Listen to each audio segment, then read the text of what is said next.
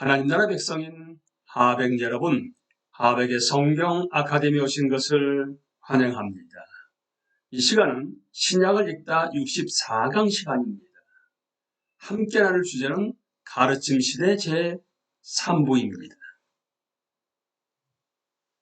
가르침 시대 3부에서는 신약에 나오는 마지막 편지 7편을 연구할 것인데, 여기에는 베드로, 전후서, 유다서, 요한 1, 2, 3, 4가 포함됩니다. 이 7편지를 두고 때때로 일반 서신이라고 하는데, 그 이유는 이 글들이 교회 전체, 아니 적어도 지리적으로 상당한 범위에 해당하는 지역에 쓴 글이기 때문입니다. 성령은 일반 서신을 쓰도록 감동하셔서 점차 하나님을 대적하는 세상에서 박해, 거짓 가르침, 마귀의 권세와 맞선 교회에 힘을 주십니다. 우리는 기독교의 가르침에 매우 다른 두 가지 방향에서 박해를 받았다는 사실을 기억해야 합니다. 한편에서는 종교적인 유대인들이 십자가를 공격하고 이방 민족들도 구원받은 백성에 포함한다는 것을 멸시했습니다. 다른 편에서는 우상을 섬기는 이교도들이 십자가를 조롱하고 이스라엘의 하나님께 영광 돌리기를 거부했습니다.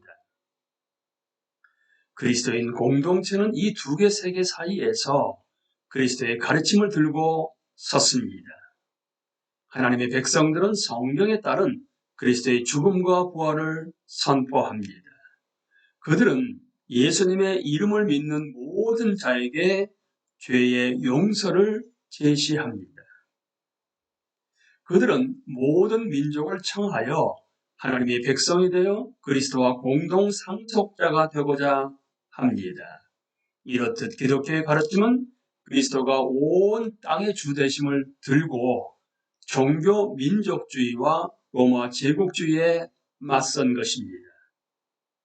그의 주권적인 손 아래 우리는 사회의 박해가 아무리 심해도 그리스도의 말씀을 더 널리 퍼지게 할 뿐이라는 사실을 목격할 것입니다. 또한 거짓 가르침이 복음의 빛을 더욱 밝히 빛나게 한다는 사실을 깨닫게 될 것입니다. 그리고 천국과 이 땅의 어떤 권세도 교회를 이길 수 없다는 사실을 알게 될 것입니다. 왜냐하면 손대지 아니한 돌이 온 땅을 계속해서 채울 것이기 때문입니다. 예수의 형제 야고보가 예루살렘에서 처형당하다 주후 62년, 기독교의 가르침이 극적으로 퍼져나가자 이스라엘 내에서는 계속해서 격렬한 반대가 일어났습니다. 주 62년 초반 로마 총독인 베스도가 갑자기 죽습니다. 바울 사도가 그 앞에서 증언한 일을 기억할 것입니다. 베스도는 그리스도에 대한 바울의 증언을 받아들이지는 않았지만 가이사에게 상소한 바울을 존중하여 제국의 죄수로서 로마에서 재판을 받도록 그를 보냅니다. 바울이 로마에서 수감되었을 때 예루살렘에서는 교회가 격렬한 반대와 직면합니다.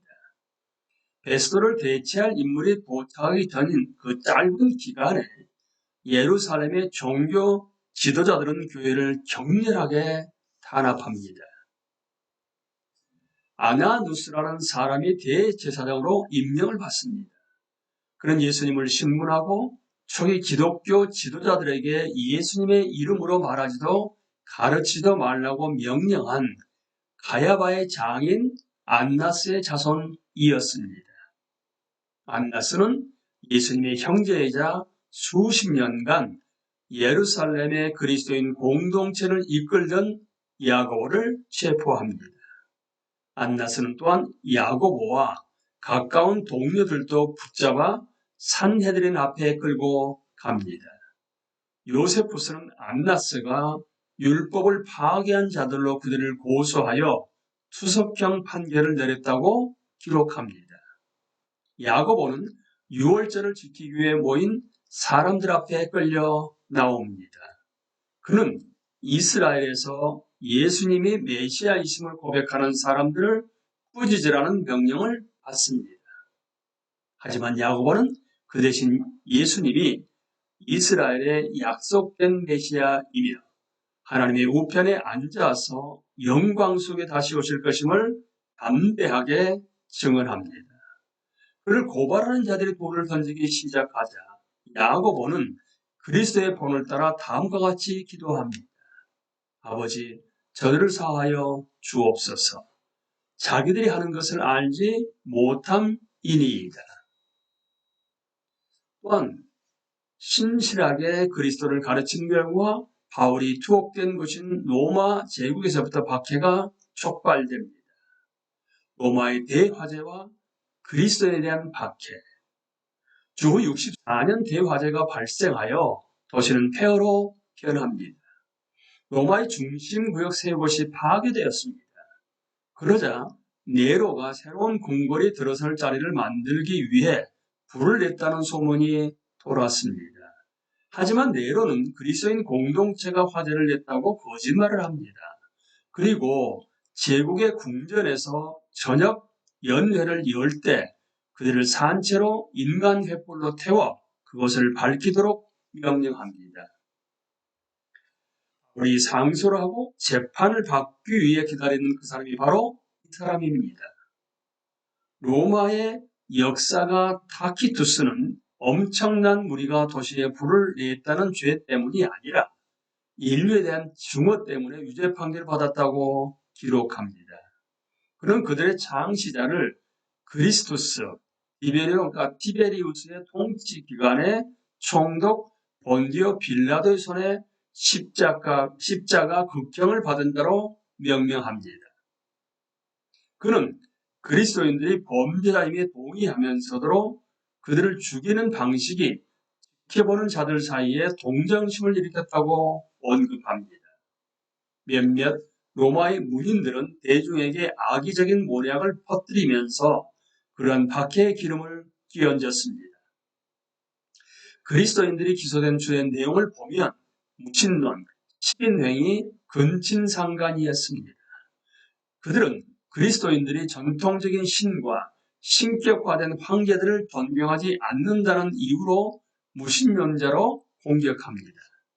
그들은 자신들의 신의 몸을 먹고 피를 마신다는 소문을 듣고서는 그리스도인들을 식인 행위자로 조롱합니다. 그들은 그리스도인들이 모든 자를 형제와 자매로 부르는 애찬을 두고 비방합니다. 옛것을 가치 있게 여기는 문화에서 기독교는 무언가 위험하면서도 새로운 것으로 보였습니다. 그들은 기독교를 비로마적인 것, 제국의 변방에서 일어난 외국의 미신 정도로 생각했습니다. 그들은 일반적으로 그리스도인들에게 인간성을 증오하는 자라는 낙인을 찍었습니다. 왜냐하면 그리스도인들이 공인된 쾌락과 로마사의 관습을 버리고 십자가에 죽은 죄인을 하나님으로 예비하기 때문이었습니다. 강렬한 박해에도 불구하고 높이 받으신 예수님은 그리스도인들의 생명을 지키십니다. 하지만 어떤 사람들에게는 자기 이름을 위해 고난당하는 특권을 주십니다. 또한 사랑하는 자기 양떼를 목회하도록 경건한 지도자를 주시고 가르침을 베푸십니다. 사도 또한 이때 로마에 있었습니다. 베드로는 갈릴리 바다 연안에서 로마 제국의 심장부까지 내내 그리스도를 따랐습니다. 그는 동료 이스라엘인이 박해를 가하든 로마 세계에서 박해를 당할 때마다 그리스도에게 신실한 것이 무엇인지를 더 많이 배워 나갔습니다. 성령은 이제 베드로를 감동하셔서 로마에서 전 세계에 퍼진 그리스도인 공동체를 격려하는 두 편의 일반 서신을 쓰게 하십니다. 우리는 이 시간에 가르침 시대 제3부의 첫 강의를 마쳤습니다. 감사합니다.